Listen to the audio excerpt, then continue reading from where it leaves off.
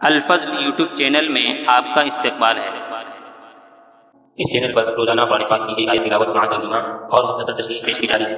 Video upload ہونے پر notification پانے کے لیے اس چینل کو سبسکرائب کریں اور بیل آئیکن ضرور دبائیں۔ السلام علیکم ورحمۃ اللہ وبرکاتہ۔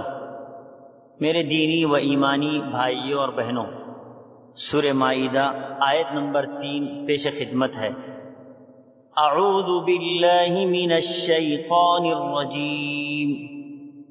حرمت علیکم المیتۃ والدم ولحم الخنزیر وما أهل لغير الله به والمنخنقة والموقوذة والمتردية والنطيحة وما أكل السبع إلا ما ذكيتم وما ذبح على النصب وأن تستقسموا بالأزلام ذلكم فسق اليوم يئس الذين كفروا من دينكم فلا تخشوهم واخشون اليوم أكملت لكم دينكم وأتممت عليكم نعمتي ورضيت لكم الإسلام دينا فمن اضطر في مخمصة غير متجانف لإثم فإن الله غفور رحيم۔ تم پر حرام کیا گیا مردار اور خون اور خنزیر کا گوشت، اور جس پر اللہ کے سوا دوسرے کا نام پکارا گیا ہو، اور جو گلا گھٹنے سے مرا ہو، اور جو کسی ضرب سے مر گیا ہو، اور جو اونچی جگہ سے گر کر مرا ہو، اور جو کسی کے سینگ مارنے سے مرا ہو، اور جسے درندوں نے پھاڑ کھایا ہو لیکن اسے تم ذبح کر ڈالو تو حرام نہیں ہے، اور جو آستانوں پر ذبح کیا گیا ہو، اور یہ بھی کہ قرآن کے تیروں کے ذریعے فالگیری کرو، یہ سب بدترین گناہ ہے۔ آج کفار تمہارے دین سے نا امید ہو گئے، خبردار تم ان سے نہ ڈرنا اور مجھ سے ڈرتے رہنا۔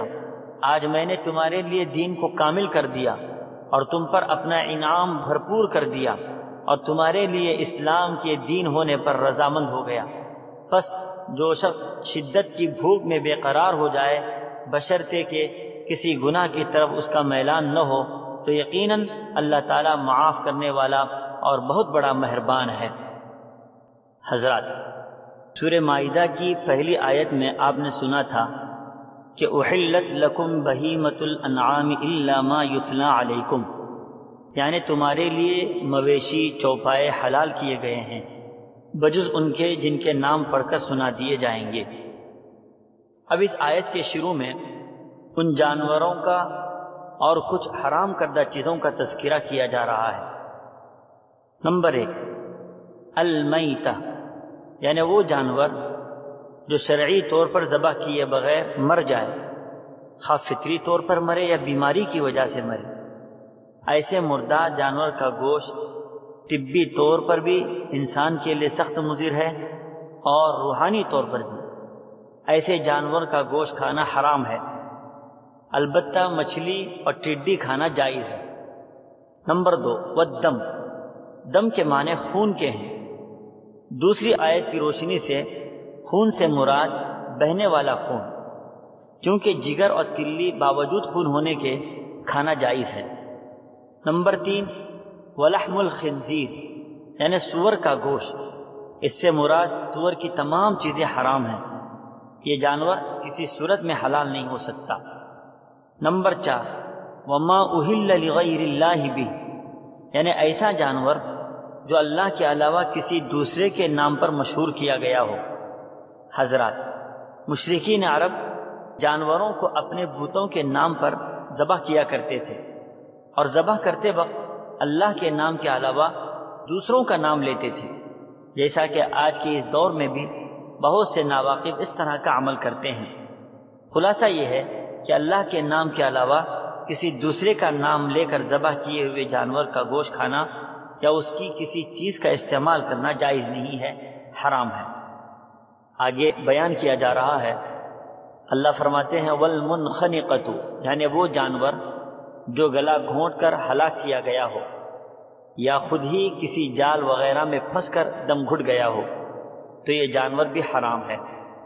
نمبر 6 والموقوذہ، یعنی وہ جانور جو سخت مار کے ذریعے ہلاک ہوا ہو، جیسے کوئی شخص لاٹھی یا پتھر سے کسی جانور کو مارے اور وہ مر جائے تو وہ جانور بھی حرام ہے۔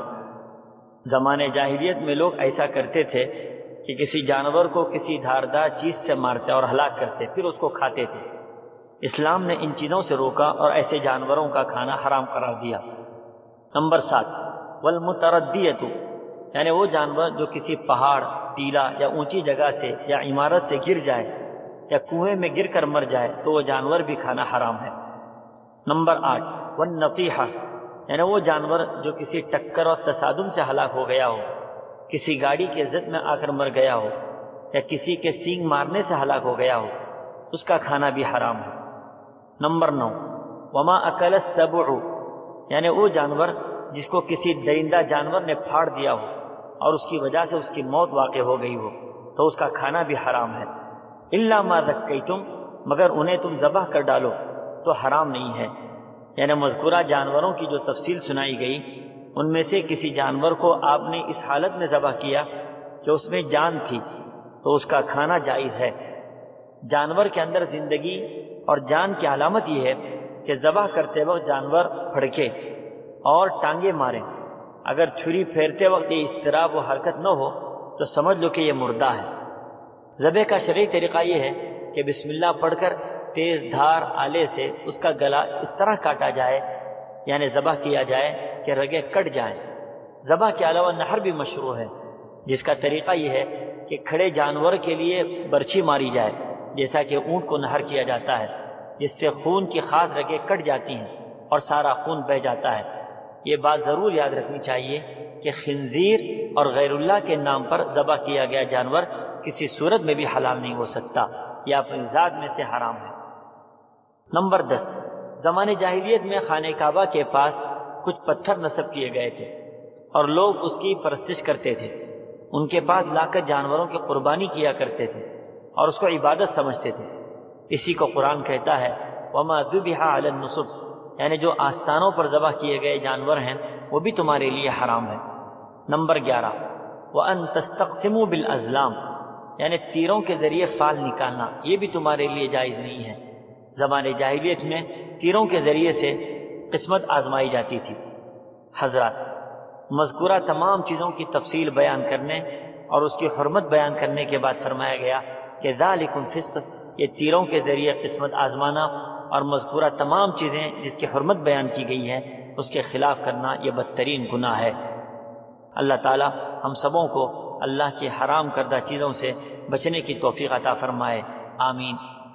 آگے اللہ تعالیٰ ارشاد فرماتے ہیں اليوم اکملت لکم دینکم واتممت علیکم نعمتی ورضیت لکم الاسلام دینا، آج میں نے تمہارے دین کو تمہارے لیے مکمل کر دیا ہے اور اپنی نعمت تم پر تمام کر دی ہے اور تمہارے لیے اسلام کو تمہارے دین کی حیثیت سے قبول کر لیا ہے۔ حضرات، آیت کے اس حصے سے متعلق حضرت مولانا مفتی محمد شفیع صاحب معارف القرآن جلد 7 میں جو باتیں لکھی ہیں وہی پیش کرنے کی سعادت حاصل کر رہا ہوں۔ اس آیت کے نزول کی خاص شان ہے، عرفہ کا دن ہے جو تمام سال کے دنوں میں سید الایام ہے، اور اتفاق سے عرفہ جمعہ کے دن واقع ہوا جس کے فضائل معروف ہیں۔ مقام میدان عرفات کا جبل رحمت کے قریب ہے، جو عرفہ کے دن اللہ تعالیٰ کی طرف سے نزول رحمت کا خاص مقام ہے۔ وقت عصر کے بعد کا ہے، جو عام دنوں میں بھی مبارک وقت ہے، اور خصوصاً یوم جمعہ میں کہ قبولیت دعا کی گھڑی بہت سی روایات کے مطابق اسی وقت آئی ہے، اور عرفہ کے روز اور زیادہ خصوصیت کے ساتھ دعائیں قبول ہونے کا خاص وقت ہے۔ حج کے لیے مسلمانوں کا سب سے بڑا پہلا عظیم اجتماع، جس میں تقریباً 1.5 لاکھ صحابہ کرام شریک ہیں، رحمت للعالمین صحابہ کرام کے ساتھ جبل رحمت کے نیچے اپنی ناقہ عذبہ پر سوار ہیں اور حج کے اب بڑے رکن یعنی وقوف عرفات میں مشغول ہیں۔ ان فضائل و برکات اور رحمتوں کے سائے میں یہ آیت کریمہ رسول کریم صلی اللہ تعالی علیہ وسلم پر نازل ہوتی ہے۔ صحابہ کرام کا بیان ہے کہ جب آپ پر یہ آیت بدر وحی نازل ہوئی تو حسب دستور وحی کا بوجھ اتنا محسوس ہوا کہ اٹھنی اس سے دبی جا رہی تھی، یہاں تک کہ مجبور ہو کر بیٹھ گئی۔ حضرت عبداللہ ابن عباس رضی اللہ تعالی عنہما فرماتے ہیں کہ یہ آیت تقریباً قرآن کی آخری آیت ہے۔ اس کے بعد کوئی آیت احکام سے متعلق نازل نہیں ہوئی، صرف ترغیب اور ترہیب کی چند آیتیں ہیں جن کا نزول اس آیت کے بعد بتلایا گیا ہے۔ اس آیت کے نازل ہونے کے بعد رسول کریم صلی اللہ تعالی علیہ وسلم اس دنیا میں صرف 81 روز بقید حیات رہے، کیونکہ 10 ہجری کی 9 ذی الحجہ میں یہ آیت نازل ہوئی اور 11 ہجری کی 12ویں ربیع الاول کو حضور اکرم صلی اللہ تعالی علیہ وسلم کی وفات ہو گئی۔ یہ آیت مسلمانوں کے لیے ایک بہت بڑی خوشخبری ہے اور بھاری انعام ہے۔ دین حق اور نعمت الہی کا انتہائی معیار ہے جو تمام انسانوں کو عطا ہونے والا تھا، آج وہ مکمل کر دیا گیا۔ ایک مرتبہ چند علماء یہود حضرت فاروق اعظم رضی اللہ تعالی عنہ کی خدمت میں حاضر ہوئے اور عرض کیا کہ تمہارے قرآن میں ایک ایسی آیت ہے جو اگر یہود پر نازل ہوتی تو وہ اس کے نزول کا ایک جشن عید مناتے۔ فاروق اعظم رضی اللہ تعالی عنہ نے سوال کیا کہ وہ کون سی آیت ہے؟ انہوں نے یہی آیت الیوم اکملت لکم دینکم پڑھی۔ حضرت فاروق اعظم رضی اللہ تعالی عنہ نے ان کے جواب میں فرمایا کہ ہاں، ہم جانتے ہیں کہ آیت کس جگہ اور کس دن نازل ہوئی۔ اشارہ اسی بات کی طرف تھا کہ وہ دن ہمارے لیے دوہری عید کا دن تھا، ایک عرفہ دوسرے جمعہ۔ حضرات، قرآن پاک کی اس آیت کے آخری حصے میں جو فرمایا گیا فَمَنِ اضْطُرَّ فِي مَخْمَصَةٍ غَيْرَ مُتَجَانِفٍ لِإِثْمٍ فَإِنَّ اللَّهَ غَفُورٌ رَحِيمٌ، یعنی جن کی حرمت کا بیان شروع آیت میں آیا ہے، اور اس جملے کا مطلب ایک خاص حالت کو عام قاعدے سے مستثنیٰ کرنا ہے کہ اگر کوئی شخص بھوک کی شدت سے بیتاب ہو جائے اور خطرہ موت کا لاحق ہو جائے، ایسی حالت میں اگر وہ مذکورہ بالا حرام جانوروں میں سے کچھ کھا لے تو اس کے لیے گناہ نہیں ہے، مگر شرط یہ ہے کہ پیٹ بھرنا اور لذت حاصل کرنا مقصود نہ ہو، بلکہ صرف اتنا کھا لے جس سے اضطرار کی کیفیت ختم ہو جائے۔ آخر میں فرمایا گیا فَإِنَّ اللَّهَ غَفُورٌ رَحِيمٌ، اس طرف اشارہ ہے کہ یہ محرمات اس وقت بھی اپنی جگہ حرام و ناجائز ہی ہیں، صرف اس شخص کو اضطرار کی وجہ سے معاف کر دیا گیا ہے۔ اللہ تعالی ہم سبوں کو اس آیت میں جو پیغام دیا گیا اس کو سمجھنے کی توفیق عطا فرمائے، آمین۔ وآخر دعوانا ان الحمد للہ رب العالمین۔